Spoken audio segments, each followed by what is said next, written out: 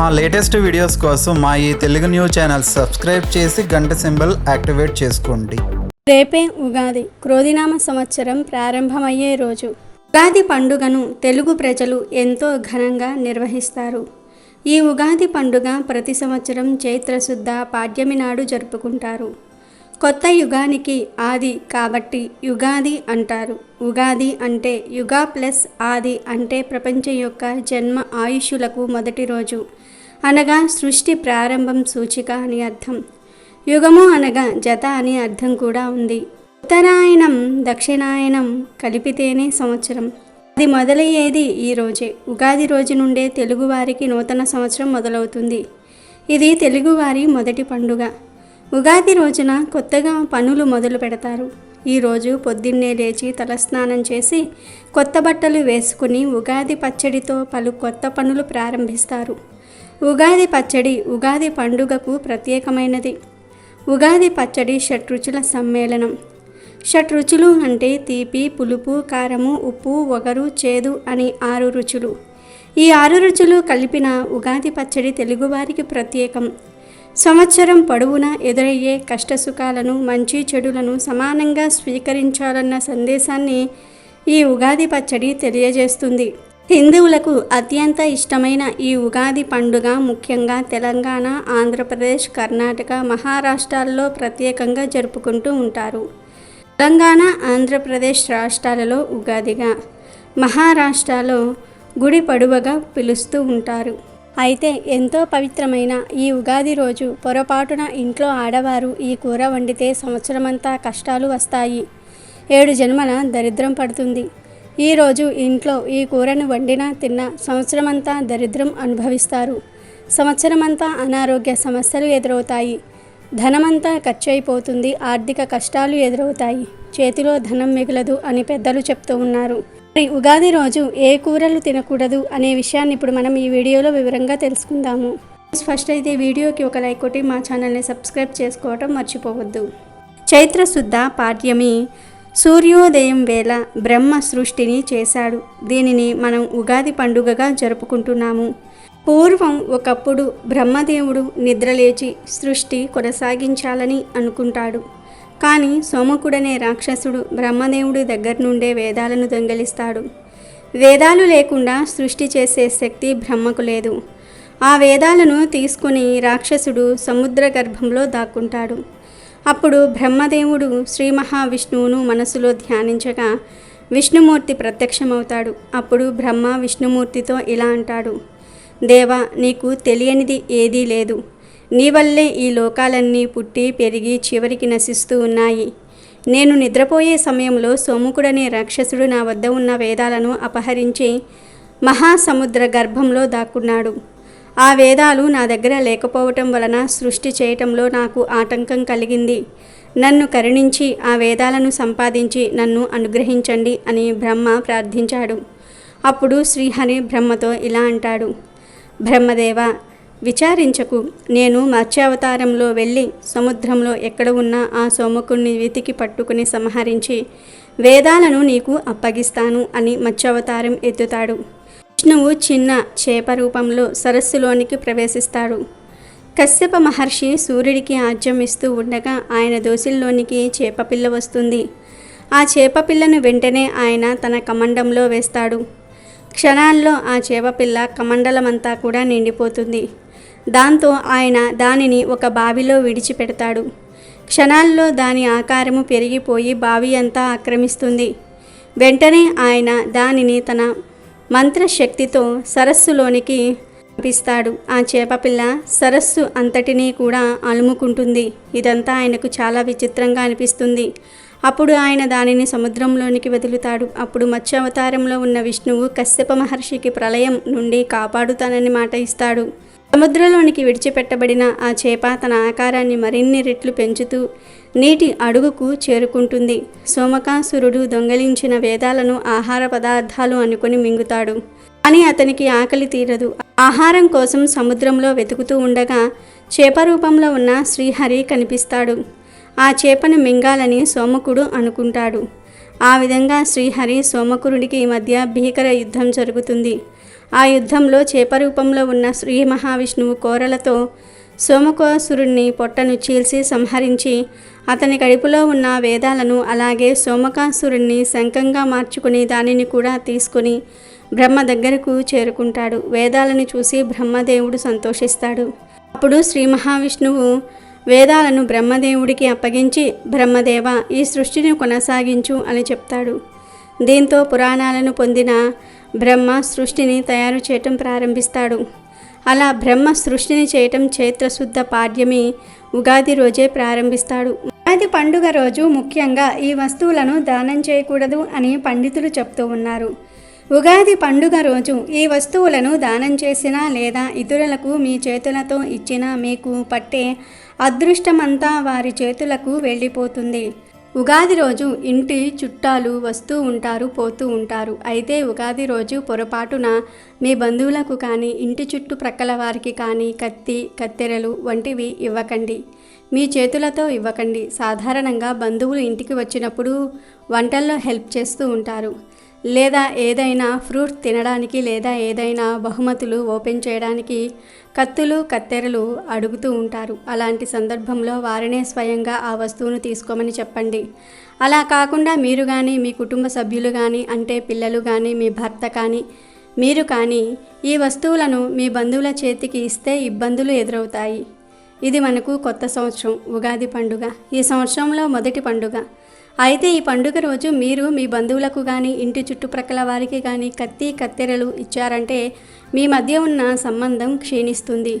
వచ్చే సంవత్సరానికి వారు మీకు శత్రువులుగా అయ్యే ప్రమాదం కూడా ఉంది. కాబట్టి ఉగాది రోజు ఎట్టి పరిస్థితుల్లోనూ కూడా కత్తి, కత్తెరలను మీ చేతులతో ఇతరులకు ఇవ్వకండి. పొదైన వస్తువులను, ఇనుప వస్తువులను మీ చేతులతో మీరు ఇతరులకు ఇవ్వకండి. ఇస్తే వారు మీకు దూరమవుతారు. వచ్చే సంవత్సరానికి శత్రువులుగా మారిపోతారు. ఇక ఉగాది రోజు ఇతరులకు ఇవ్వకూడని వస్తువు, దానం చేయకూడని వస్తువు చీపురు. చీపురు లక్ష్మీదేవి స్వరూపం. మీ ఇంటిలో ఉన్న చీపురును బయట వారికి, బంధువులకు అస్సలు ఇవ్వకండి. అలాగే మీ ఇంటికి వచ్చిన చుట్టాల చేత ఇల్లు ఊడవనివ్వకండి. మీ ఇంట్లో మీ బంధువులు ఇల్లు ఊడవటం అంత మంచిది కాదు. ఒకవేళ వారే స్వయంగా చీపురును తీసుకొని ఇల్లు ఊడిస్తే ఏం చేయకండి. కానీ మీరు వారి చేతులకు చీపురు ఇచ్చి ఊడవమని మాత్రం చెప్పకండి. అలాగే పక్కింటి వారు వచ్చి ఒక్కసారి చీపురు ఇవ్వండి, 5 నిమిషాలలో తెచ్చి ఇస్తాం అన్నా కూడా చీపురు ఇవ్వకండి. కొంతమంది పక్కింటి వారు కొత్తగా వచ్చిన వారు చీపురు తెచ్చుకోరు. చీపురు తెచ్చుకోకుండా ఒక్కసారి చీపురు ఇవ్వండి, ఊడ్చుకొని ఇచ్చేస్తాము అంటారు. ఇలాంటి సందర్భాల్లో కూడా ఎవ్వరికీ కూడా చీపురు ఇవ్వవద్దు. అది ఏ చీపురైనా సరే, పుల్లల చీపిరి, కుంచీపిరి, ఇల్లు ఊడ్చుకునే చీపిరి, బయట ఊడ్చుకునే చీపిరి, ఏ చీపిరైనా సరే ఇవ్వవద్దు. చీపురును ఉగాది రోజు మీరు మీ చేతులతో ఇతరులకు ఇస్తే ఈ కొత్త సంవత్సరం అంతా కొత్త సమస్యలతో నిండిపోతుంది. ఉగాది రోజు చీపురును దానం రూపంలో కూడా ఇతరులకు ఇవ్వకూడదు. మీ ఇంటిలో ఉన్న సంపాదన అంతా కూడా వెళ్ళిపోతుంది. అలాగే ఉగాది రోజున ఇతరులకు దానం చేయకూడని వస్తువు కొబ్బరి నూనె. వంటలే వాడే కొబ్బరి నూనె కానీ, తలకు రాసుకునే కొబ్బరి నూనె కానీ ఇతరులకు ఉగాది రోజున ఇవ్వకూడదు. ఇంటికి వచ్చిన బంధువులకు కూడా కొబ్బరి నూనెను చేతితో ఇవ్వకూడదు. మన కుటుంబ సభ్యుల వరకు ఇచ్చుకోవచ్చు, రాసుకోవచ్చు, కానీ పొరపాటున కూడా కొబ్బరి నూనె దానం చేయకండి. పండుగ రోజు దాదాపుగా తలకు నూనె రాయడము కానీ, చిన్నపిల్లలకు బయటకు తీసుకుని వెళ్ళడానికి తలకు నూనె రాస్తారు. ఒకవేళ మీ ఇంటిలో చిన్నపిల్లలు ఉంటే వారికి నూనె రాయవచ్చు, కానీ మీ బంధువుల పిల్లలకు మీ చేతులతో నూనె రాయకండి. అలాగే మీ బంధువులకు మీ చేతులతో నూనె ఇవ్వకండి. క్రింద పెట్టి వారిని తీసుకోమని చెప్పండి. ఉగాది రోజున చీపురులు, కత్తి, కత్తెరలు, కొబ్బరి నూనె ఎవరికీ దానం చేయకండి. ఇతరులకు ఇవ్వకండి. కాదని పొరపాటున ఇచ్చిన ఈ సంవత్సరమంతా మీకు కష్టాలు తప్పవు. అలాగే ఉగాది రోజు విరిగిపోయిన, చిరిగిపోయిన పాత వస్తువులు కూడా ఇతరులకు దానం చేయకూడదు. మీకు పనికిరాని వస్తువులు దానం చేయటం వల్ల మీరు ఈ సంవత్సరం ఎన్నో రకాల సమస్యలను ఎదుర్కొంటారు. చిరిగిన బట్టలు, పుస్తకాలు, వస్తువులు ఇతరులకు దానం రూపంలో అస్సలు ఇవ్వకండి. ఇలా చేస్తే పుణ్యానికి బదులు పాపం చుట్టుకుంటుంది. ఉగాది రోజున మీరు ఇతరులకు ఈ వస్తువులు ఇచ్చినా, దానం చేసినా కొత్త సంవత్సరం అంతా మీకు కష్టాలతో, బాధలతో గడుస్తుంది. కాబట్టి ఎట్టి పరిస్థితుల్లో కూడా ఉగాది రోజు ఈ వస్తువులను దానం చేయకండి. ఈరోజు ప్రతి ఒక్కరూ బ్రహ్మ ముహూర్తానికి ముందే లేచి ఇల్లు వాకిళ్ళు శుభ్రపరచుకొని స్నానం చేసి ఇంటి గుమ్మానికి మామిడి తోరణాలు అలంకరించుకోవాలి. ఇక ఉగాది రోజు స్నానం చేసే నీటిలో లేత మామిడి ఆకులను నలిపి నీటిలో వేసుకొని లేదా వేప పూలతో కూడిన వేప ఆకులను నీటిలో వేసుకొని లేదా 5 తులసి ఆకులను నీటిలో వేసుకొని స్నానం చేయాలి. ఇలా చేస్తే సకల వ్యాధులు, దరిద్రాలు, దోషాలు ఆ నీటితో పోతాయి. 7 జన్మల దరిద్రం, దోషాలు, పాపాలు పోతాయి. సంవత్సరమంతా మీరు ఏ పని చేసినా విజయాన్ని పొందుతారు. పట్టిందల్లా బంగారం అవుతుంది. ఉగాది రోజు సూర్యోదయానికి పూర్వమే తైలాన్ని ఒళ్ళంతా రాసుకొని లేదా కనీసం తలకు అయినా సరే రాసుకొని 10 నిమిషాల తర్వాత తలంటు స్నానం చేయాలి. ఎందుకంటే ఈరోజు తైలంలో లక్ష్మీదేవి, నీటిలో గంగాదేవి కొలువై ఉంటారు. ఈరోజు ఇలా తైలం రాసుకొని నీటిలో వేప ఆకులతో కూడిన వేప పూలను కానీ, మామిడి ఆకులను కానీ, తులసి ఆకులను కానీ వేసుకొని ఆ నీటితో తలంటు స్నానం చేయటం వలన శరీరం పవిత్రమవుతుంది. కొన్ని రకాల వ్యాధులు రాకుండా ఉంటాయి. కొబ్బరి నూనె లేదా నువ్వుల నూనెను ఈ స్నానానికి వాడవచ్చు. ఈరోజు తైలంతో స్నానం చేయని వారు నరకానికి పోతారని పురాణాలు చెప్తూ ఉన్నాయి. ఉగాది కొత్త సంవత్సరం ప్రారంభమయ్యే రోజు కాబట్టి ఈరోజు అన్ని పవిత్ర కార్యాలే చేయాలని, అలా చేస్తే సంవత్సరమంతా కలిసి వస్తుంది. అదేవిధంగా చెడు పనులు చేసినా కూడా సంవత్సరమంతా చెడు ఫలితాలు కలుగుతాయి. ఆ క్రమంలో ఉగాది రోజు ఇంట్లో పొరపాటున కూడా ఈ కూర వండకూడదని, తినకూడదని పెద్దలు చెప్తూ ఉన్నారు. ఉగాది రోజు పాలకూర మరియు బీరకాయ ఈ 2 కూరలను అస్సలు తినకూడదు. ఇంట్లో ఆడవారు అస్సలు ఈ కూరలను వండకూడదు. వండితే ఆ సంవత్సరమంతా ఇంట్లో కష్టాలు ఎదురవుతాయి. 7 జన్మల దరిద్రం పడుతుంది, ఇబ్బందులు ఎదురవుతాయి. ఈరోజు కూర రూపంలోనే కాదు ఏ రూపంలోనూ కూడా పాలకూర మరియు బీరకాయను తినకూడదు. వీటితో పాటు ఈరోజు మాంసాహారం అంటే నాన్ వెజ్ కూడా తినకూడదు. గుడ్లు, మాంసము, చేపలు, రొయ్యలు, సీ ఫుడ్ ఇలా నాన్ వెజ్ ఏమీ తినకూడదు. సాధారణంగా మన హిందువులు ఏ పండుగకు కూడా నాన్ వెజ్ను తినకూడదు, తినరు కూడా. ఎందుకంటే పండుగలంటే పర్వదినాలు, దేవుళ్లకు ఇష్టమైన రోజులు గనుక పర్వదినాల్లో ఎప్పుడూ నాన్ వెజ్ తినకూడదు. పాలకూర, బీరకాయ, నాన్ వెజ్ ఈ 3 కూరలను ఉగాది రోజు పొరపాటున కూడా తినకూడదు. కాదని తింటే సంవత్సరం అంతా కష్టాలు ఎదురవుతాయి. 7 జన్మల దరిద్రం పడుతుంది. ఆర్థిక కష్టాలు ఎదురయ్యి చేతిలో పైసా కూడా మిగలదు. కూర రూపంలోనే కాదు ఏ రూపంలోనూ కూడా ఈ పదార్థాలు తినకూడదు. కనుక ఉగాది రోజు అందరూ ఈ ఆహార నియమాలు పాటించండి. ఉగాది రోజు సాత్వికమైన ఆహారాన్ని తింటే చాలా మంచిది. అలాగే ఈరోజు తప్పనిసరిగా ఉగాది పచ్చడి తినాలి. ఉగాది పచ్చడి తినటం వలన ఒంటికి చాలా మంచి జరుగుతుంది. ఉగాది రోజు అందరూ తప్పనిసరిగా కొత్త దుస్తులు ధరించాలి అని నానుడి. అలా ఉగాది రోజు కొత్త బట్టలు ధరిస్తే సంవత్సరమంతా బాగుంటుంది అని ఒక నమ్మకం.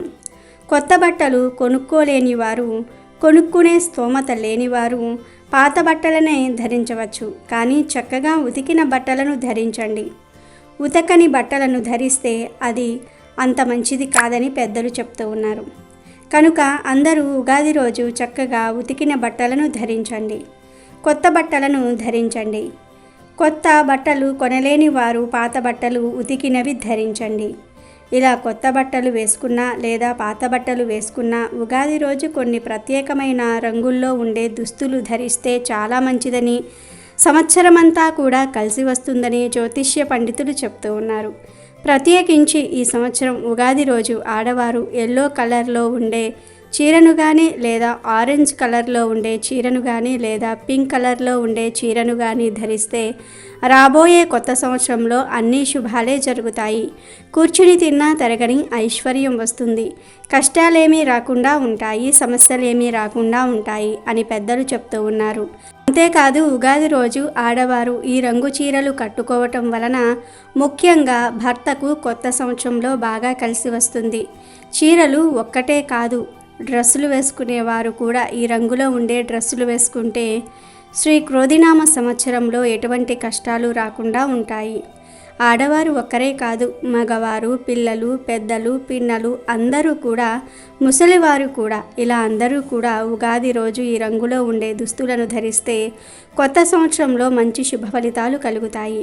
ఎటువంటి కష్టాలు రాకుండా ఉంటాయి. కాబట్టి ప్రతి ఒక్కరూ కూడా ఉగాది రోజు గుర్తుపెట్టుకొని ఈ రంగులో ఉండే దుస్తులను ధరించండి.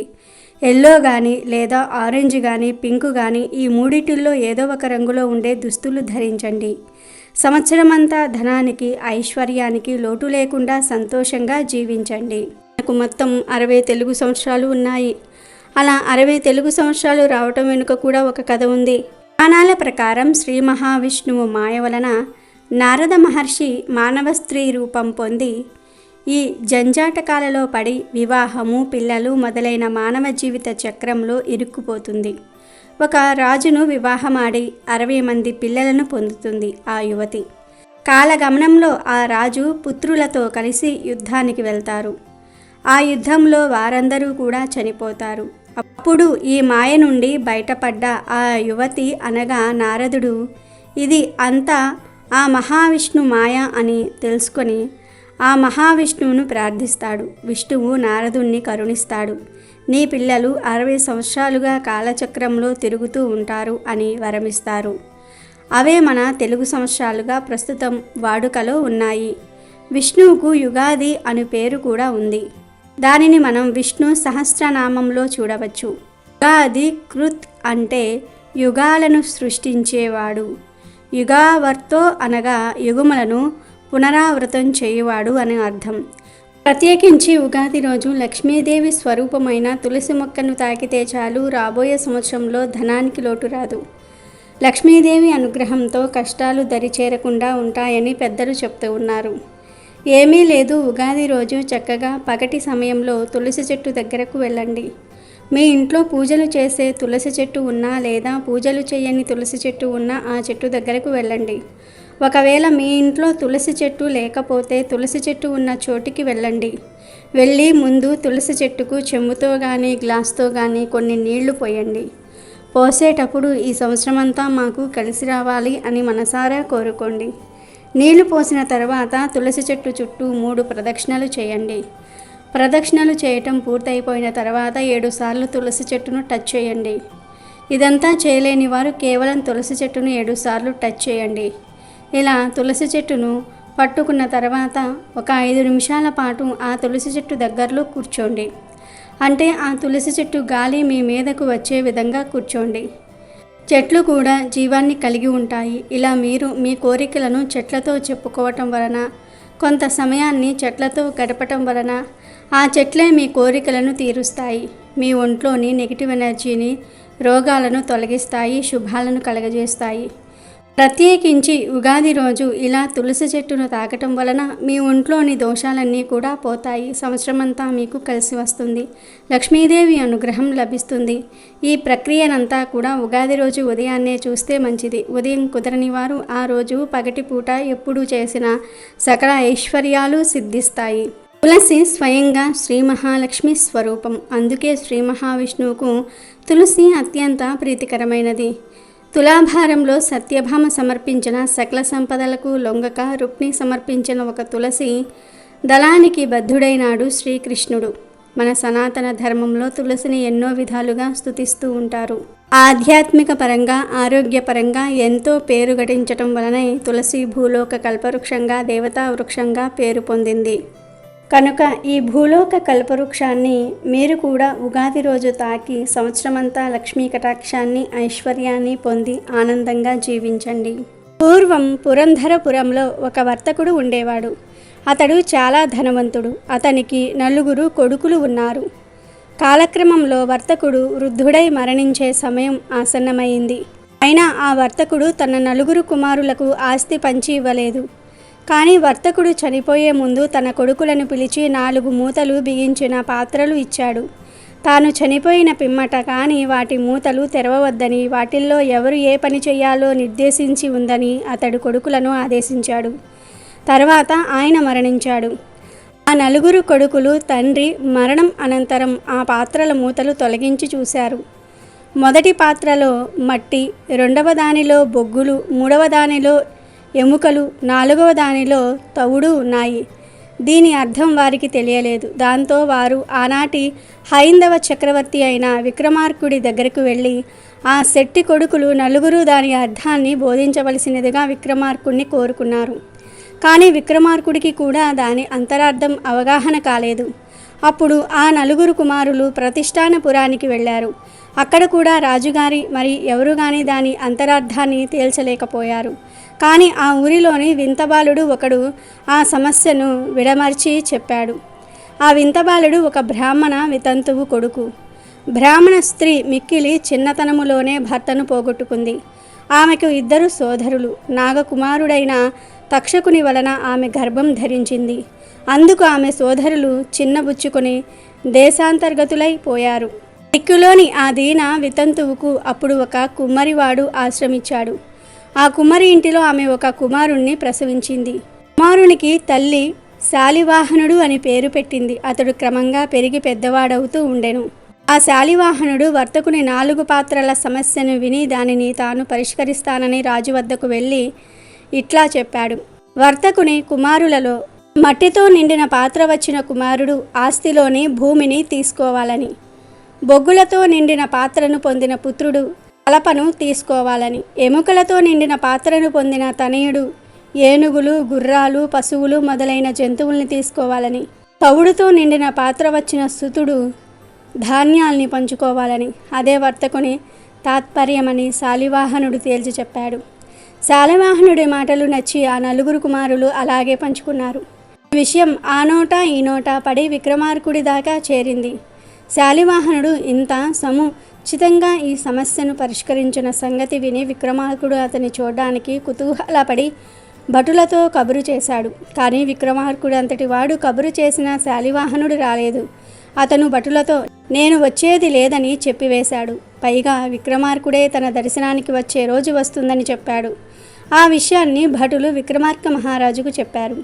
దాంతో విక్రమార్కుడికి కోపం వచ్చింది. శాలివాహనుని మట్టు పెట్టడానికి అపార బల సమ్మేతుడై యుద్ధానికి వచ్చాడు. ఇది విని శాలివాహనుడు మట్టితో మనిషి బొమ్మలు చేసి వాటికి ప్రాణం పోసి విక్రమార్కుని సేనల మీదకు పంపాడు. ఇద్దరి మధ్య పోరు ఘోరమై సాగింది. శాలివాహనుడు సమ్మోహనాస్త్రం ప్రయోగించి విక్రమార్కుని సేనల్ని నిద్రపోయేటట్లుగా చేశాడు. అందుకు విక్రమార్కుడు వాసుడికి అనే నాగరాజును ప్రార్థించి విరుగుడు మందు తెప్పించుకుని తన సేనల్ని తిరిగి తెచ్చుకున్నాడు. ఇలా శాలివాహన విక్రమార్కుల యుద్ధంలో ఎవరిది విజయమో తేలనప్పుడు ఆకాశవాణి వినిపించింది.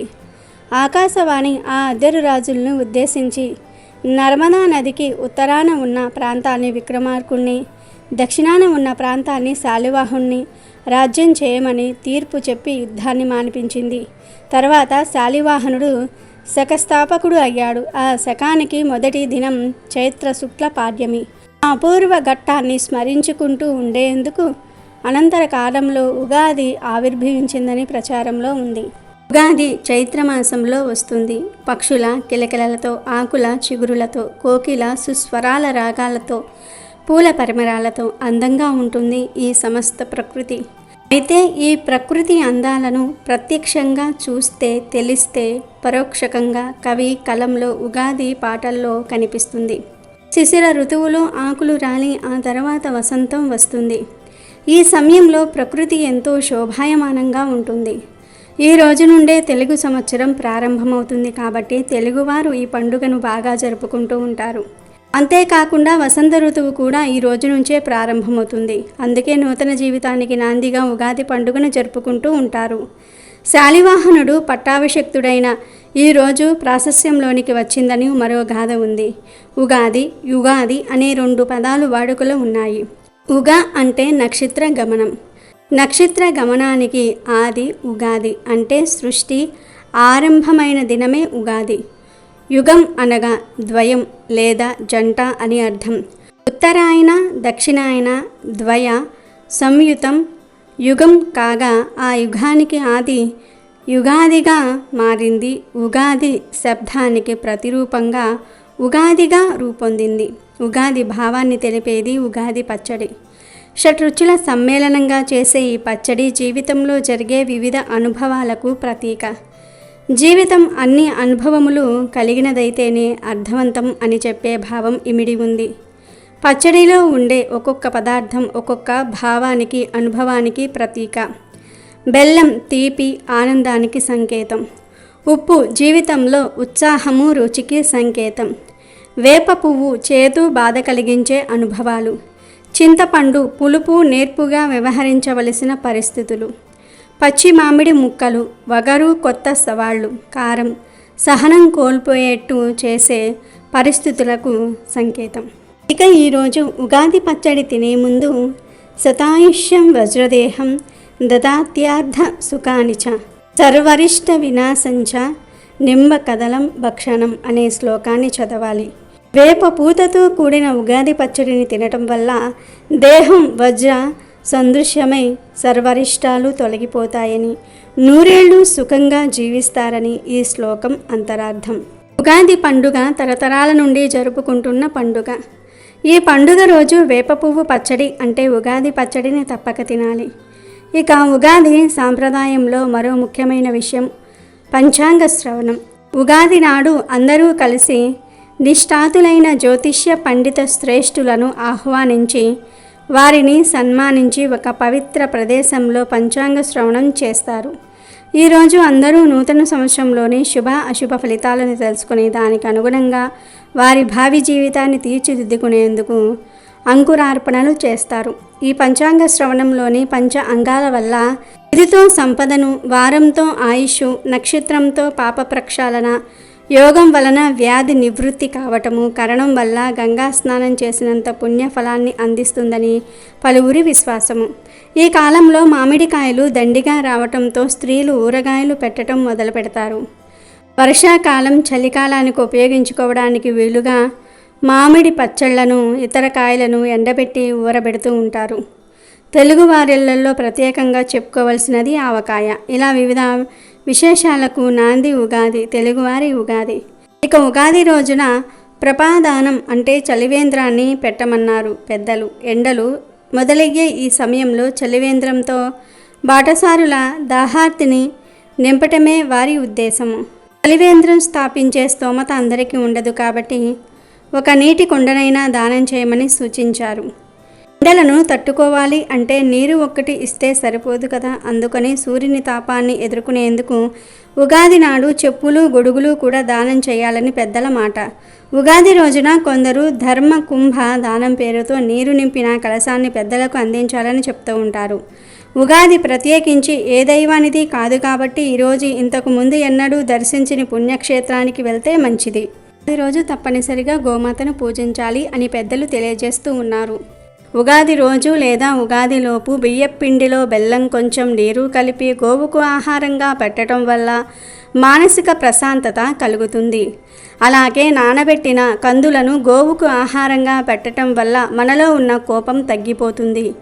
ఉగాది రోజు నానబెట్టిన కుసుమ గింజలను గోవుకు ఆహారంగా పెట్టడం వల్ల మనం చేసిన పాపాలు దూరమవుతాయి. నానబెట్టిన శనగలను ఈరోజు గోవుకు ఆహారంగా పెట్టడం వల్ల మనలో ఆధ్యాత్మిక చింతన ఏర్పడుతుంది. రాగి పిండి మరియు బెల్లము కలిపి గోవుకు పెడితే మనకు ఉన్న దరిద్రాలు తొలగిపోతాయి.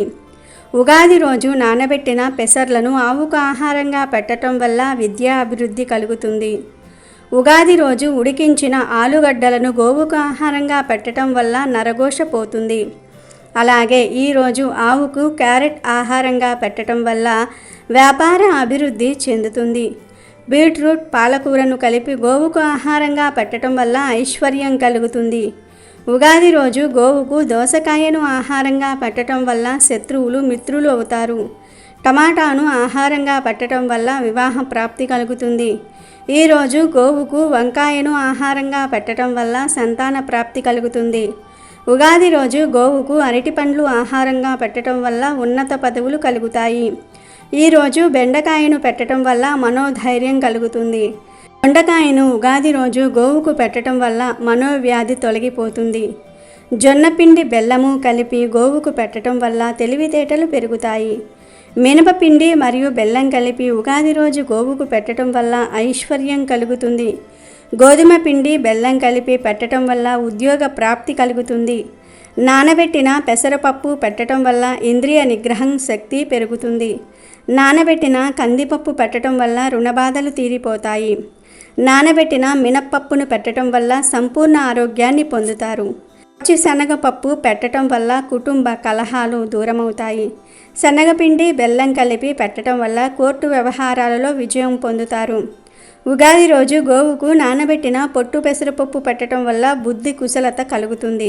ఇలా ఉగాది రోజు లేదా ఉగాదిలోపు ఆయా పదార్థాలను భక్తితో గోవులకు సమర్పించుకుంటే మీకు ఉన్న సమస్యలు సులభంగా పోతాయి.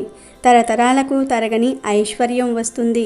అమెజాన్లో బెస్ట్ డిస్కౌంట్స్ కోసం వీడియో డిస్క్రిప్షన్లో లింకు ఉంది, చూడండి. అలాగే మా టెలిగ్రామ్ ఛానల్ సబ్స్క్రైబ్ చేసుకోండి.